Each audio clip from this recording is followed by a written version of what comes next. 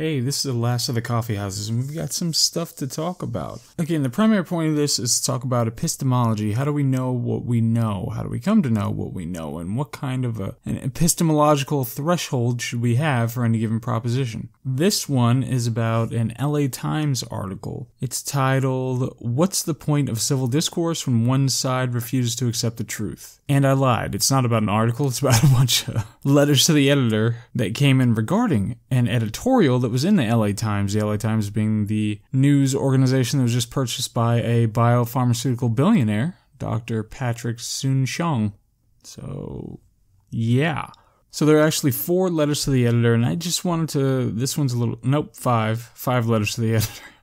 And I just wanted to briefly cover each of these, just to kind of see, because this is the kind of discourse that we encounter a lot of the times. It's people spouting off something and in that cleft, truncated Twitter era kind of way. And a lot of the times it's astonishing what they could possibly mean and what it would actually mean if they take this to its logical conclusion, how just completely incongruous and odd the things that people say are. So anyway, the first letter to the editor says that people don't have argument anymore, they have dogmatic opposition. And my question is, that might be true. That's incredibly vague. Is it on all positions that it's just dogmatic opposition rather than argument? Like, it's annoying. Even the most ardent adherent to some kind of a terrible position that doesn't make any sense, that is not well supported by evidence, most of the time they attempt to levy some kind of evidence in their favor. They'll say one statistic that they pulled out of the air at some point in one place. They at least try.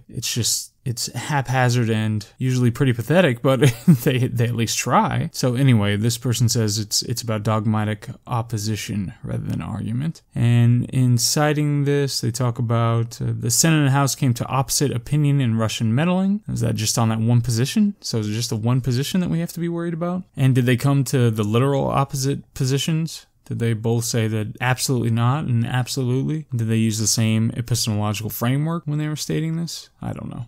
I didn't read their responses or their positions or whatever else on Russian meddling. Quote, "Truth is in peril," end quote. That's one of the things that was said. Truth is in peril. So what do you mean by truth? Not in like the Jordan Peterson sense of what do you mean by truth, but just which truths, in what way, at what times. And is it the truth as an epistemological standard? It's true apart from whoever you are or what you say or whatever else? Or are they talking about the weight of evidence and an empirical threshold for what is true, what is not true? Somebody taking a position where it's not well supported by evidence versus only taking positions when they are well supported and only to the extent that they are supported. I don't know.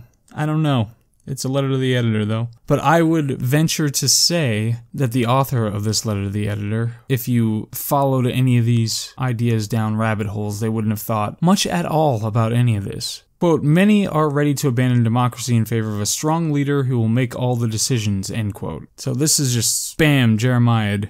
Abandon democracy in favor of a strong leader who will make all decisions. And is that just democracy? Just like 50% plus 1? Or does that include the republic and representative democracy and constitutional democracy, constitutional republic? Does that include jettisoning all that too? Or is it just the democracy aspect? Just get rid of the 50% plus 1 thing. I don't know. I don't know what they mean. Have you ever, and then talks about, quote, crossing of the Rubicon, end quote, quote, republic cease to exist, end quote, quote, rise of dictatorship, end quote, and there's just a huge escalation of the rhetoric here. Like, really, you're gonna go right to the Rubicon? At least they didn't say Hitler. They could talk about the Republic. Now they go to the Republic is going to cease to exist, and that there's a rise of dictatorship. What kind of dictatorship? Like an absolute monarchy, a constitutional monarchy? What kind? This is hinting at a little sprinkling of fascist dictatorship, I'm sure. This is a person who sat there and thought, I want to send in these words to this publication and have them published so that other people will read them. When it's just contentless blathering. It doesn't have any kind of thoughtful argument. It doesn't have anything that's trying to advance. It's just Jeremiads and empty rhetoric. There's not much to it. Anyway, the letter to the editor 2 So this person says history and decency sometimes lead us in other directions, and that those other directions being away from civility. It's like, okay, I mean, that's concerning. It says history and decency are the things that lead away from being civil. History and decency, okay. They quote Tertullian, an early church father in the 2nd century, I believe. Quote, the blood of the martyrs is the seed of the church, end quote. That's concerning. You want to go straight to martyrdom. It's not argument, it's martyrdom. That's pretty serious. Unless you mean metaphorical martyrs. We can go that route. Then they use as some kind of partial argument here, fought a civil war to erase slavery. So now this is established as a standard. This is an acceptable standard. So if you're trying to counter slavery, then it's okay to use civil war to do that. So that's a standard that's been established. So if we're trying to map that out into all the other kinds of interactions that people can have and the conflicts that people can have, the standard is slavery and civil war. Civil war is acceptable to eradicate slavery. Okay, later, quote, feel free to criticize ignorance, hatred, and acts such as separating children from their parents seeking asylum, end quote. Quote, attitudes behind these actions must be challenged as inhumane and sociologically ignorant, end quote. So the first one says, feel free to criticize ignorance. Sure, I mean, ignorance, it's kind of you can criticize the being ignorant of a thing if somebody's espousing some position related to that thing. That's fine, criticize that ignorance. I guess you can criticize ignorance in general. But criticism, that's perfectly fine. Nobody has a problem with criticism, nor should they, nor does the Constitution. It also... Criticize also modifies in the sentence hatred. Criticize hatred. Just hatred in general. I mean, I'm okay. You criticize whatever you want. Criticize hatred in general, okay? So does that mean not only people hating, but people hating people who are hating? So that's criticizing hatred in general, like the act of hatred. The engagement of hatred. That thing in itself is the wrong that should be criticized, okay? And criticize acts such as separating children from their parents seeking asylum. Okay, now this is in reference, of course, to the activity of border personnel in separating children from parents. Now this says seeking asylum. Now that's a particular legal category in immigration law, and there are many people who are unjustifiably seeking asylum. There are specific rules for whether somebody can seek asylum or not. So do they just mean, is this a caveat that they're laying out? So if somebody's not seeking asylum, then it's okay to separate the children from their parents? As far as I understand this whole controversy, and might do a thing on this, but there's kind of a curious situation. You would want the children to be imprisoned with their parents who are criminals? I don't really see this, and that's because it comes down to this dogmatic hostility toward it that just says that, no, you want to separate children and parents, and it's all glossed over, where it's just said that this thing in this category, if you criticize this category, or if you have a problem with this category, then you have some problem with yourself. That you're evil and wrong and all that sort of stuff. So, but whatever, we're not talking about that specifically. I'm just talking about what this person is saying. They're saying that you feel free to criticize acts such as separating children from their parents seeking asylum. Now, there's no problem with criticizing it. That's perfectly fine. Yeah, go ahead. I don't think anybody would try to take that away. So that's just in the category of criticism. That's perfectly fine. The second part was about attitudes behind these actions must be challenged as inhumane and sociologically ignorant. These actions, I'm assuming, being the separating the children from their parents seeking asylum, and we don't know whether that's the legal category of asylum, or they're using it as some kind of general statement about somebody trying to get into the country in whatever circumstance. I don't know, but now they're using something else. The attitudes behind these actions must be challenged so they must be challenged as inhumane and sociologically ignorant. Okay, so challenge them as inhumane, and I don't see any problem with challenging them. That's perfectly fine. You can criticize them, you can make blogs about them, you can do whatever you like when it comes to challenging them. I mean, unless you mean challenge as in physically prevent these things from happening, notwithstanding whatever the law happens to be. I don't know, but challenge to me just seems like to call into question in this particular context, so that's perfectly fine. So they're challenged by calling them inhumane and sociologically ignorant. Oh, okay, fine, sure, whatever.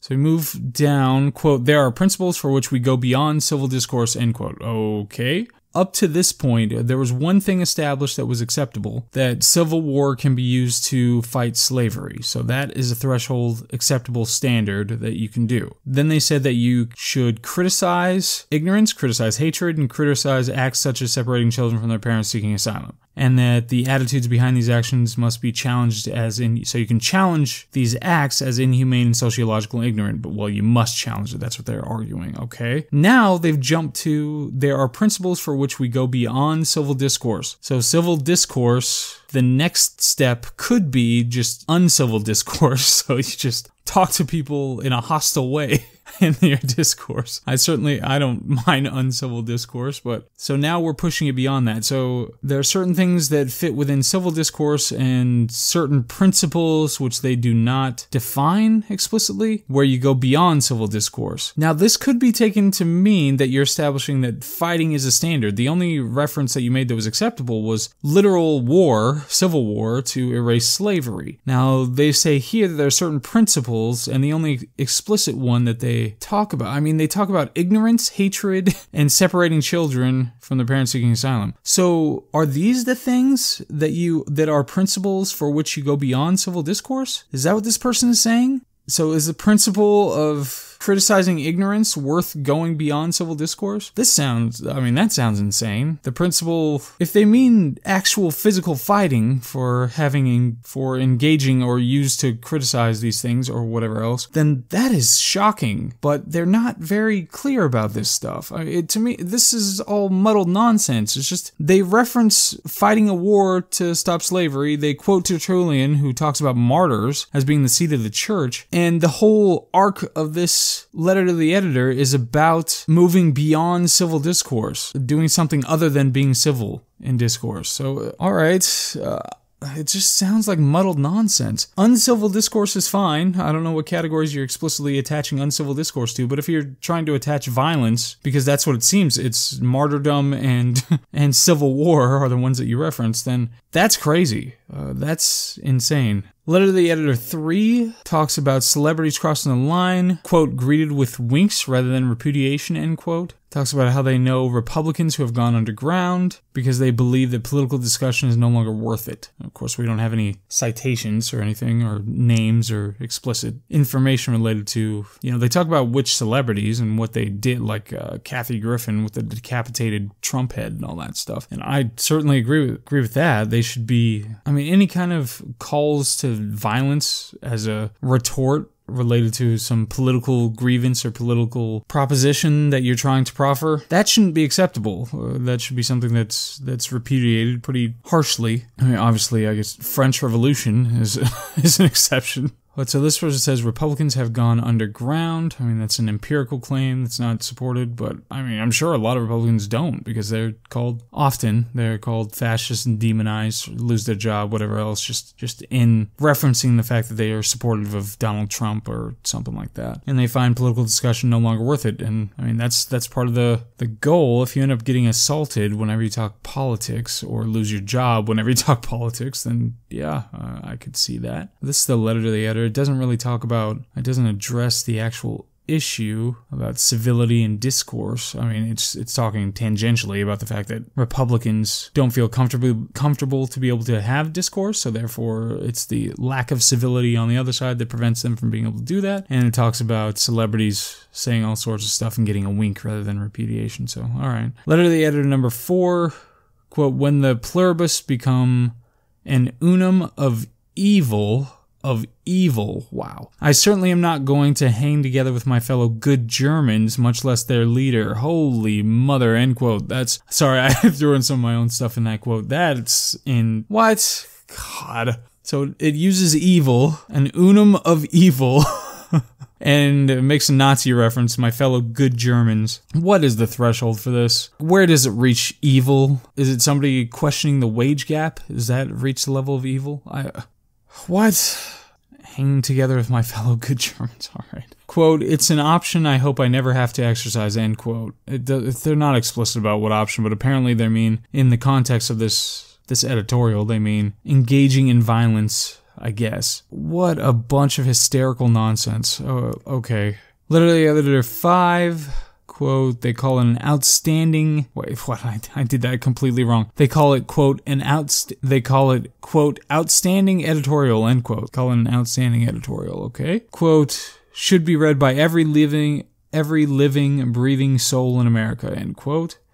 Quote, may our country live forever, end quote. All right, well, so I'm pretty sure the people curating these letters to the editor, it makes sense they wanted to end on that one, but it doesn't say much about the actual topic, but okay. So that's, I mean, there's not much in much of any of that, but it is kind of a curious cross-section of different political views trying to come to an epistemological conclusion and failing miserably, and these are just as superficial as conversations about this kind of stuff get. But I really think it's illustrative because, sure, we could say that these are letters to the editor. They don't have a whole lot of space to be able to write about this stuff. But the less space you have, the less like, effulgent your position should be. Like this, there's so much odd nonsense in these, and they don't even track their own arguments. They're not clear about their own arguments when they're trying to put something out there. That's why it's more just flash and lights and colors than it is actual